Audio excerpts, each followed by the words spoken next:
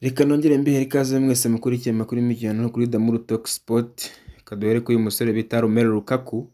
Uyu musore Romelu Lukaku waje kubazwa n'ikinyamakuru Sky Sport kiza kumubaza ku kazoza ke, baramubaza ndetse se Lukaku waba uzagaruka mu gihugu cy'Ubwongereza. Lukaku rero yaje kuba aseka cyane, araseka cyane aravuga ati ibi bibazo ntabwo ari igihe mwakagombye kubibaza, mugende mubibaza ikipe ya Chelsea nifite mu nshingano kuko nta kintu mfite cyo gusubiza muri aka kanya. Bamubazaga niba ashobora kugaruka mu gihugu cy'Ubwongereza ariko we